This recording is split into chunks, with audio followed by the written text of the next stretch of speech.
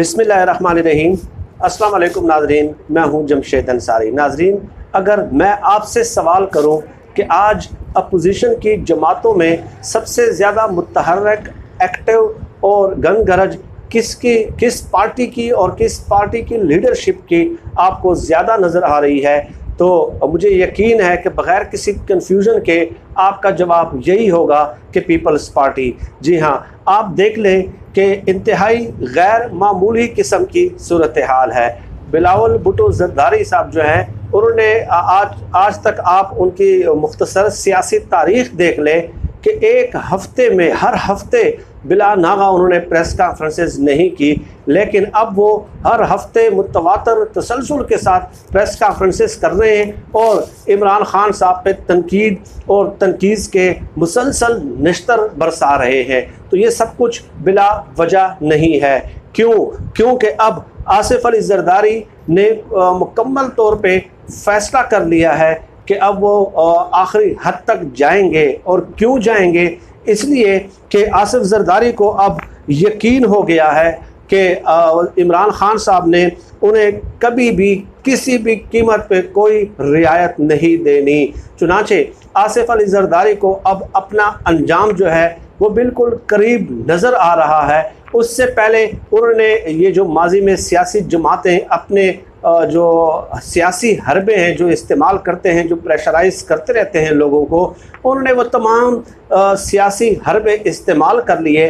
लेकिन उन तमाम सियासी हरबों में नाकामी के बाद अब ज़ाहिर है, आप देख लें कि जब आपके पास कोई रास्ता ही न बचा हो और आप अपने तमाम सियासी हथकंडों में नाकाम हो जाएं, तो उसके बाद डेफिनेटली आप अपनी आखिरी कोशिश करेंगे कि शायद इस तरह मेरा काम बन सके। लेकिन बज़ाहिर ये लग रहा है कि उनकी जान खलासी जो है अभी मुमकिन नहीं है। चुनांचे आप देख लें, कभी आप देख लें कि हुकूमत के जाने की तारीख़ पे तारीख़ दी जाती रही और कभी मौलाना फजल रहमान साहब को आगे कर दिया जाता। मौलाना फजल रहमान साहब ने आज़ादी मार्च भी किया और इसके अलावा जितने भी सियासी हथकंडे थे इन लोगों ने हर तरह से इस्तेमाल कर लिए और मार्केट में नाम फेंक दिए कि मुतबादिल आ रहे हैं। फिर चौधरी बरादरान ने इस किस्म के मुतज़ाद किस्म के बयानात देना शुरू कर दिए। लेकिन अब आसिफ ज़रदारी को ये कन्विंस्ड हो गए 100% कि अब हमारे जो माजी के सियासी हरबे हैं वो यहाँ पे कारगर साबित नहीं हो सकते, इसलिए अटैक ही किया जाए, शायद ये अटैक जो है वो कामयाब हो जाए। अब वो करना क्या चाह रहे हैं?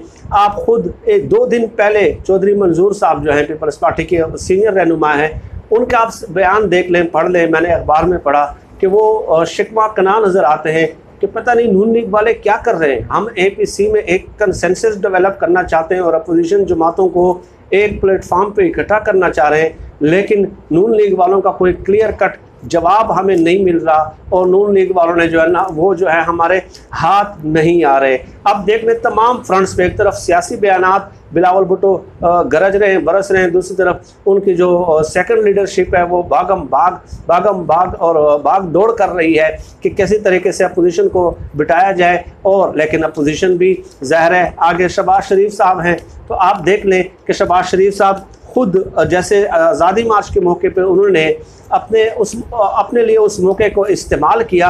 अब उसे मालूम है कि ज़रदारी का कई केसेस में अंजाम करीब है, तो मैं उनके काम क्यों आऊँ भाई। तो इसलिए वो इस मौके को भी अपने हक़ में इस्तेमाल करना चाहते हैं और शुतुरमुर्ग की तरह उन्होंने अपना सर जो है वो रेत के अंदर दबा लिया है और वो एक बार फिर छुप गए हैं। अब मसला नाज़रीन ये है कि इन भुट्टोस का हमेशा से मसला रहा है और वो ये है कि मैं एक प्रोग्राम में देख रहा था, एक सीनियर साफ़ी कह रहे थे कि नुसरत भुट्टो ने कहा था कि भुट्टोज़ आर बॉर्न टू रूल। भुट्टोज़ जो है वो हुक्मरानी के लिए पैदा हुए हैं। अब जब जहन में ये खनास हो, जब जहन में ये जोम हो आपके, ठीक है, और आगे से आपके मुतहारिब सियासी हरीफ इस तरह हो कि वो आपके किसी हथकंडे से मरऊब होने का नाम ही ना ले रहे हों, तो ज़ाहिर है आप अपनी सियासत बचाने के लिए और अपने आप को उस तख्ता-ए-दार पे चढ़ने से बचाने के लिए आखिरी हद तक जाने की एक कोशिश करते हैं। और इसके अलावा ऑप्शन ही क्या हो सकता है? इसके अलावा कोई दूसरा ऑप्शन ही नहीं है। लेकिन ये बात अब साबित हो गई है नाज़रीन, जब से ये मौजूदा हुकूमत इक़्तिदार में आई है मैं कोई किसी की फेवर नहीं कर रहा, मैं किसी की तरफदारी नहीं कर रहा। जो हालात आप लोगों के सामने हैं आप मुझे बता दें बहैसियत एक इम्पार्शल और गैर जानिबदार मुबस्सर के तौर पे कि क्या इस अपोजिशन ने किस कदर ये जो कहते हैं कि हुकूमत कमज़ोर है, हुकूमत की गवर्नेंस कमज़ोर है, तो मैं कहता हूँ कि बहुत सारी लाकुनास हैं, बहुत सारे सुकम मौजूद हैं। नो डाउट इस हुकूमत में जो बहुत सारे काम करने थे वो नहीं किए और करने चाहिए, और अब भी वक्त है। 5 साल आईनी मुद्दत है, आईनी इख्तियार है उनका कि वो 5 साल टेन्योर पूरा करें, तो उसके बाद प्लसेस और माइनस करेंगे कि उनकी कारकर्दगी कितनी तसल्ली बख्श रही है और कितनी नहीं रही। लेकिन अपोजिशन तो उससे भी कमज़ोर है जितनी हुकूमत की कारकर्दगी है, और अपोजिशन के जो असली चेहरे हैं वो इस हुकूमत में सब लोगों के सामने, अपने वोटर्स सपोर्टर्स के सामने जो है वो यहाँ हो चुके हैं। और नाज़रीन एक और बात भी बता दूँ कि इसके अलावा इन लोगों ने गरजना बरसना तो शुरू कर दिया है, भाग दौड़ तो शुरू कर दी है, और वो हकायक भी आप लोगों के सामने है कि कितने केसेस में है। जैसे कि मैं बता चुका हूँ कि सिंजरानी की ज़मीन थी, और जब बेनज़ीर भुट्टो वज़ीर आज़म थी तो उन्होंने हज़ारों कनाल ज़मीन जो है हज़ारों रुपए फ़ी कनाल के हिसाब से जरदारी साहब ने ख़रीदी थी, और अपने एक फ्रंटमैन फैसल सखी भट्ट के नाम पे की, और फिर उन्होंने फैसल सखी भट्ट ने पार्क लेन कंपनी को वो बेच दी, और पार्क लेन कंपनी में 50% जो शेयर्स हैं वो जरदारी साहब के, 50% बिलावल भुट्टो के हैं, और फिर पार्क लेन कंपनी ने वही हज़ारों कनाल की ज़मीन जो है 10, 15, 20 लाख रुपए कनाल के हिसाब से आगे बेच दी। इसके अलावा आप देख लें कि उज़ैर बलोच की JIT रिपोर्ट है, और इसके अलावा बहुत सारे, और एक जो फैसला भी हुआ है कि जरदारी साहब ने घर जो है कराची में वो भी करप्शन के पैसों से ख़रीदा और उसको भी नीलाम करने का फ़ैसला किया गया है। और इसके अलावा एक और केस भी है कि सिंध हुकूमत तरक्याती कामों में 50% हड़प कर जाती है और 50% लगाती है, हालांकि मुझे ये भी नहीं लगता कि वो 50% लगाती हो। तो यानी इस कदर केसेस जब उनके सामने खुल गए हैं, और अली जैदी साहब ने जब उज़ैर बलोच की JIT रिपोर्ट वज़ीर आज़म के सामने पेश कर दी तो उन्होंने मुकम्मल हिमायत का यकीन दिलाया और कहा कि आप गो अहेड दिया अली जैदी को। तो इससे ये वाज़ेह होना शुरू हो गया कि आसिफ जरदारी को अब पता चल गया कि तमाम मुकदमात जो है वो हतमी अंजाम तक और मंतकी अंजाम तक पहुँचने वाले हैं, इसलिए तमाम फ्रंट्स उन्होंने बैक वक्त खोल दिए। लेकिन साथ ही साथ चूँकि ये सियासत करने में, यानी कि जो हमारे यहाँ इन लोगों ने सियासत के मानी मुतारिफ़ कराए हैं वो बहुत मनफी मफहूम उन्होंने लोगों के जहनों में बिठाया है।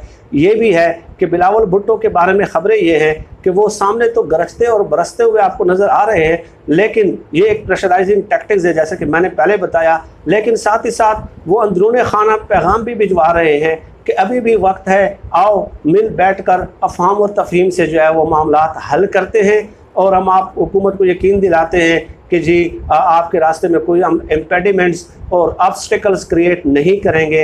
लेकिन हुकूमत के इल्म में है कि इन लोगों ने क्या ऑब्स्टिकल्स और इम्पेडिमेंट्स जो है वो क्रिएट करने हैं। तो गोया ये वही माजी का तर्ज सियासत यहाँ इस हुकूमत के साथ भी वो गेम खेलना चाह रहे हैं कि आएँ अवाम के सामने तो हम गरजेंगे बरसेंगे, आपके साथ हम दोस्ती का हाथ बढ़ाने के तैयार हैं, आप बैठ जाएं और अफाम तफहीम से मामला हल कर लें।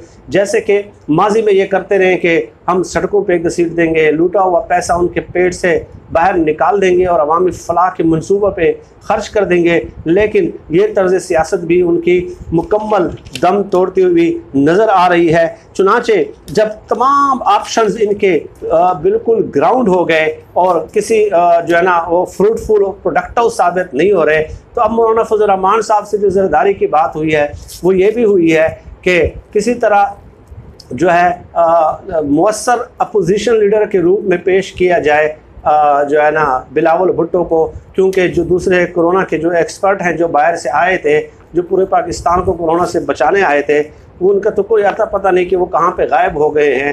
तो जरदारी साहब ने ये भी टास्क दिया मौलाना फजल रहमान साहब को कि गो के अपोजिशन लीडर का जो पार्लियामेंट के अंदर जो किरदार है वो तो बिलावल को नहीं मिल सकता, लेकिन जो अमलन अपोजिशन लीडर का किरदार है, जो मोहर है, वो उसके ऊपर सबत कर दें और उनकी आप सियासी ट्रेनिंग करते रहें और उनको जो है ना आप गाइड करते रहें और लोगों के और ऐसे मुतहर्रिक कर दें इनको और ऐसे मशवरे इनको देते रहें, ठीक है, ताकि लोगों के जहन में ये बैठ जाए कि देखें जी अपोजिशन का जो किरदार है असल वो पीपल्स पार्टी अदा कर रही है।